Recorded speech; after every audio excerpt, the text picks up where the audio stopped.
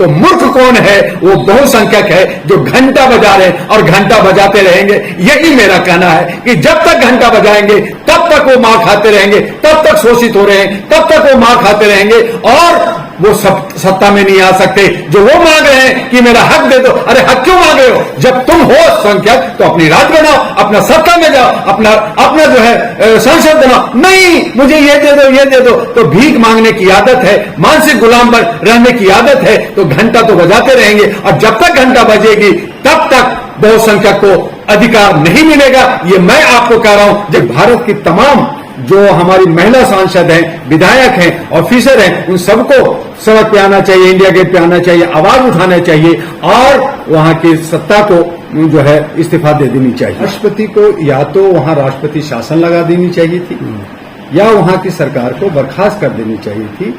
Home minister को बर्खास्त करना चाहिए था, उसकी सांसद का सदस्यता खत्म करना चाहिए था। ये पावर राष्ट्रपति के पास है।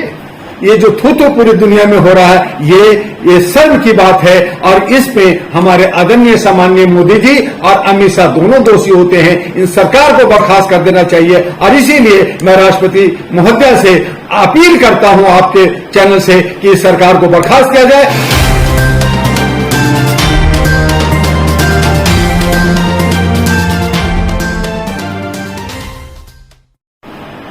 दोस्तों, स्वागत है हमारे चैनल पर आपका। अभी हाल ही में आप लगातार देख रहे हैं पिछले 6 महीने से, चाहे वो एमपी का मामला हो, चाहे वो यूपी का मामला हो, राजस्थान का मामला हो, जहां पर भी दलित और आदिवासी दिखाई देते हैं उनके ऊपर अत्याचार बढ़ते ही चले जा रहे हैं। मणिपुर के मामले को भी देखें तो बहुत गंभीर मामला है और उसके बाद भी सरकार चुप्पी साधे बैठी है।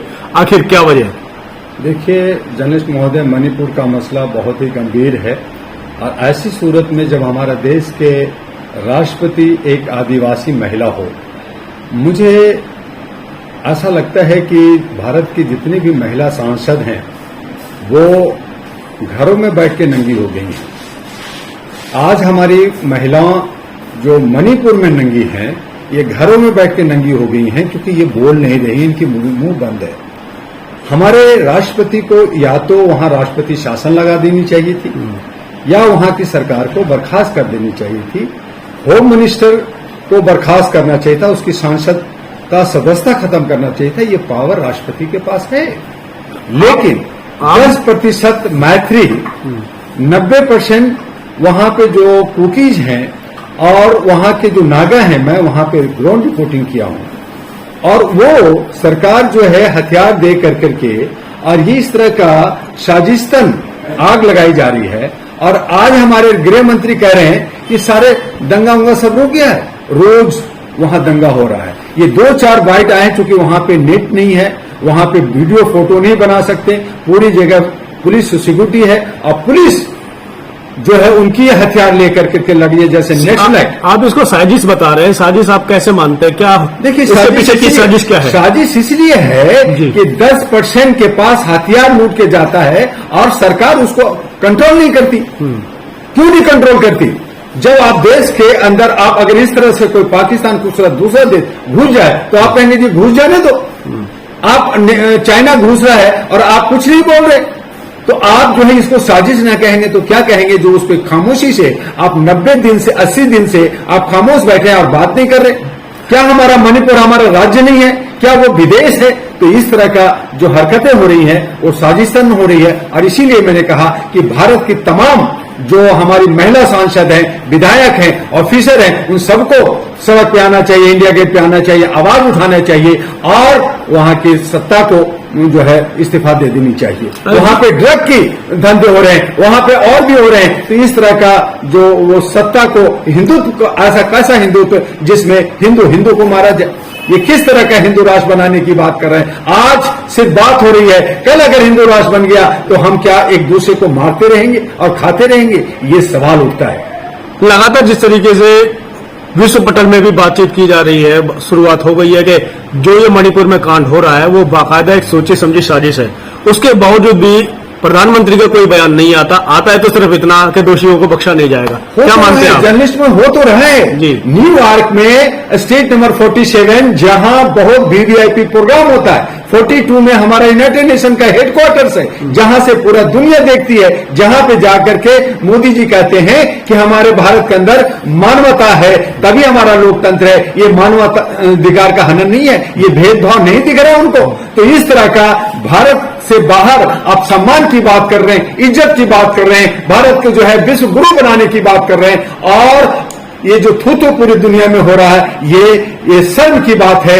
और इस पे हमारे आदरणीय सम्माननीय मोदी जी और अमित शाह दोनों दोषी होते हैं। इन सरकार को बर्खास्त कर देना चाहिए, और इसीलिए मैं राष्ट्रपति महोदय से अपील करता हूं आपके चैनल से कि इस सरकार को बर्खास्त किया जाए। मुर्मू जी, आदिवासी समाज से ही आती है, एक सवाल नहीं है, कोई जवाब नहीं है, और ना ही जो राष्ट्रपति शासन लगाने की लोग बाग मांग कर रहे हैं उसके ऊपर कोई ध्यान दे रही है। उस वजह क्या हो सकती है? उसका मुख्य जड़ ये है कि जो 85% जो कहते हैं कि मैं बहुजन हूं, 90% कहते हैं मैं बहुजन हूं, वो जो है खाली घंटा बजाते रहे, वो घंटा बजा रहे हैं। तो घंटा बजाते रहिए, बहुत सारी संस्थाएं, बहुत सारी पार्टियां बना करके मैं भीम आर्मी हूं, मैं अम्बेडकर आर्मी हूं, मैं अम्बेडकरवादी हूं, मैं प्रियार का हूं, मैं लोहिया का हूं, तो ये घंटा बजा रहे हैं। और जो 4-5% है, जो लोग जिनकी पार्टियां बड़ी बड़ी है, वो उस पर अधिकार बना रहे हैं, और जिनको राष्ट्रपति और बाकी 2-4 पोस्ट दे दिए जाते हैं, वो सिंबॉलिक तरीके से दे दिए जाते हैं, लेकिन उन्हें भी अपने कब्जे में रखा जाता है। आदरणीय और हमारे महामहिम राष्ट्रपति को जब हमारी आदिवासी आए तो हम लोग को बहुत खुशी हुई, लेकिन जब उन्हें जो है तिरुपति से पंडा को बुला करके उनका शुद्धिकरण कर करके राष्ट्रपति भवन में ले गए, जब बिस्टा पार्लियामेंट का उद्घाटन हुआ, वहां पे उनको जो है इन्विटेशन नहीं दिया गया, और उसके बाद में जब वो उड़ीसा जाती हैं, मंदिर में जाती हैं, तो उनको गृह ट्रेन में जाने नहीं दिया जाता। जबकि दूसरी तरफ हमारे देश के प्रधानमंत्री जब केदारनाथ जाते हैं तो जूता पहन करके मंदिर में जाते हैं, और वही प्रधानमंत्री जब मिस्र में जाते हैं तो चप्पल उतार के टोपी पहन करके जाते हैं। तो आप क्या दिखाना चाहते हैं? आप जनता को क्या बताना चाहते हैं? तो मूर्ख कौन है? वो बहुसंख्यक है जो घंटा बजा रहे हैं और घंटा बजाते रहेंगे। यही मेरा कहना है कि जब तक घंटा बजाएंगे तब तक वो मार खाते रहेंगे, तब तक शोषित हो रहे हैं, तब तक वो मार खाते रहेंगे, और वो सत्ता में नहीं आ सकते।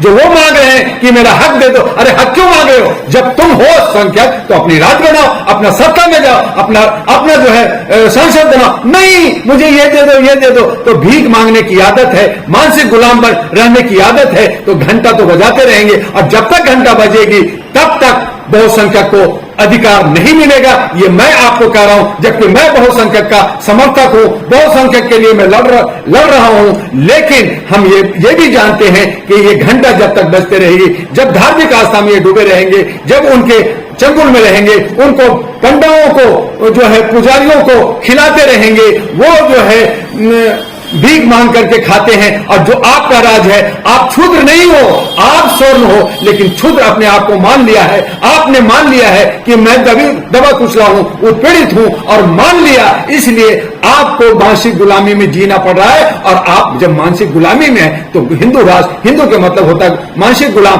तो गुलाम बने रहिए। तो वो आप कह रहे हैं कि कैसे होगा, कैसे बदलेगा? अरे नहीं बदलेगा मेरे भाई, जब तक एजुकेशन नहीं होगा, जब तक बहुसंख्यक सत्ता में अधिकार में नहीं पाएगा, तब तक जो है बहुसंख्यक को अधिकार नहीं मिलेगा। आखिर तक घंटा बजाते रहिए।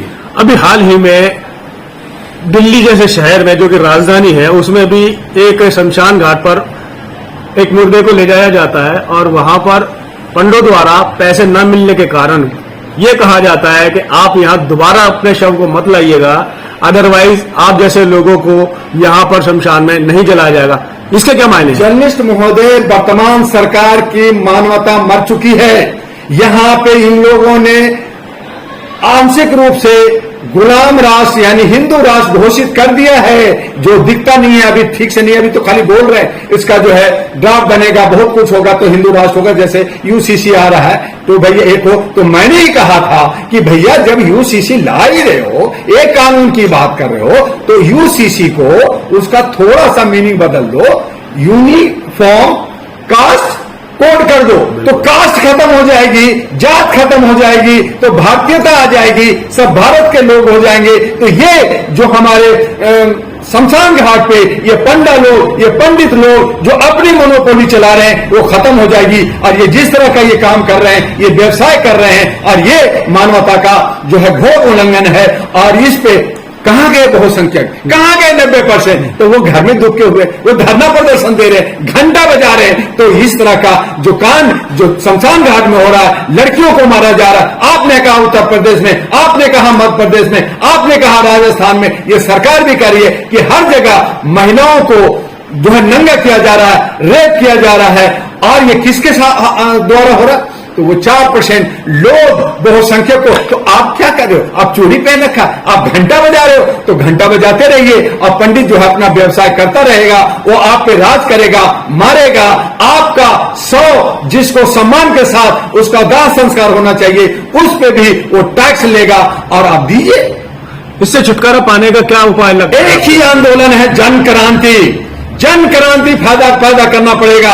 सभी बहुसंख्यक को सड़कों पे आकर के अपना अधिकार छीनना पड़ेगा, मानना नहीं, छीनना पड़ेगा, तभी इसका सोल्यूशन है। और जब तक बहुसंख्यक ये जागेगा नहीं, जन क्रांति नहीं लाएगा, तब तक ये बदलाव असंभव है, असंभव है। आपको नहीं लगता कि जिस तरीके से लोगों ने कोशिश तो बहुत की, मगर आम जनता जो है अभी भी चेतना नहीं चाहती?